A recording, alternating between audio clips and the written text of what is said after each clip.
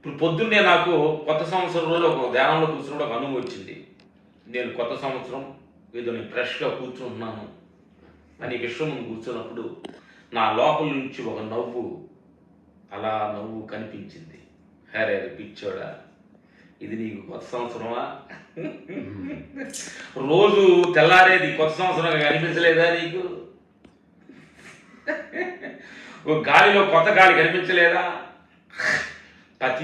ప్రతి క్షణం కొత్తదే నీకని నా లోపల నుంచి ఒక ఆత్మ మారుతూ ఉందరా. ఇదంతా ఈ రోజు నీకు కొత్త సంవత్సరం కాదు, డేటు మారిందని కొత్తగా అనుకోని సంబరపడద్దు.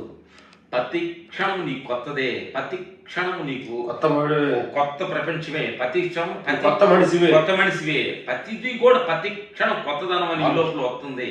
అది నీకు గమనించకుండా కొత్త సంవత్సరం ఇప్పుడో ఒక సంవత్సరాన్ని వస్తుందని నీకు వెంపడొద్దు. చాలామంది అనుకుంటారు ఇవాళ పండగ రోజు నేను ఆనందంగా ఉన్నాను.